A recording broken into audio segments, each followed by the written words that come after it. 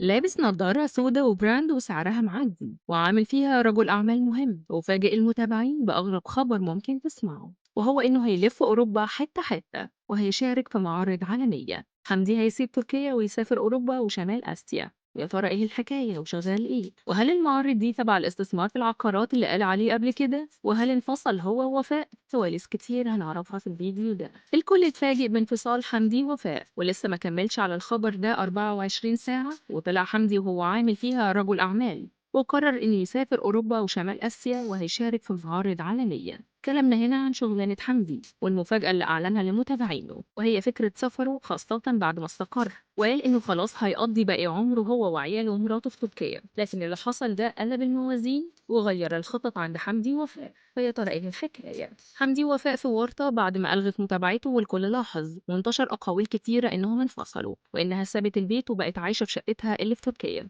هي والعيال لوحدهم، وحمدي عايش في فيلا لوحده. وهنا حمدي ووفاء تجاهلوا الموضوع خالص، ووفاء بقت بتظهر لوحدها وبتنزل كل يوم صور وفيديوهات، لحد ما الكل اتفاجئ بظهور غريب لحمدي وهو لابس نظارة سودا وبيعلن إنه هيسافر أوروبا وشمال آسيا، وده لأنه هيشارك في معارض دولية ومش هياخد حد معاه وهيسافر لوحده. وكل مشكلته الوحيدة مش إنه هياخد وفاء ولا العيال ولا لأ، المشكلة والأزمة بتاعته كلها وإن الموسم دلوقتي في تركيا وفي أوروبا هيبقى برد وأمطار ورعد، وهو ما بيحبش الأجواء دي خالص ومش عارف يتصرف إزاي. فوفاء ظهرت هنا وهي بتجهز له حاجته والشنط بتاعته، ونزلت تجيب له شمسية وجواكت وعمالة تروق عليه، وده كله لأنها خايفة عليه من أي تقلبات في الجو أو إنه يتعب في الغربة لوحده. فهو مش متعود إنه يبعد عن وفاء خالص، هو مش متعود إنه يبعد عن وفاء وإنها حب حياته ومعاه في كل خطوة، وعلى الحلوة وعلى المر معاه، وعمرهم ما سابوا بعض.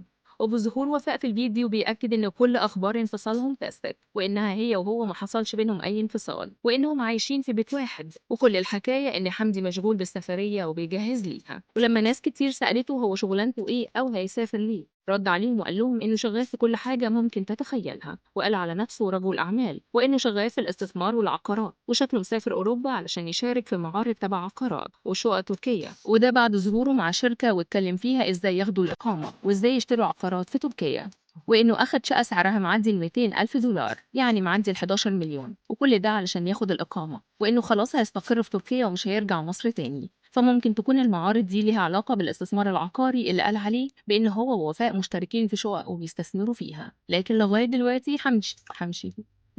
دلوقتي حمدي ما أعلنش المعارض دي هتكون عبارة عن إيه وفين بالتحديد، لكنه أكد إنه مسافر وإن في مفاجآت كتيرة حلوة وأخبار حلوة هتفرح متابعينه، وهيسافر أوروبا وهيلفها حتة حتة. حمدي ووفاء بعد ما سافروا تركيا ونقلوا كل حاجة وجابوا بدل الشقة 2 و3، وده لأنهم بياخدوا الإقامة وفعلا أخدوها وعملوا البيزنس بتاعهم هناك. يا ترى تفتكروا حمدي هيسافر أوروبا وهيقعد هناك ويستقر ولا لأ؟ ولا فعلا في معارض وهيقعد كام يوم ويرجع؟ شاركونا في التعليقات.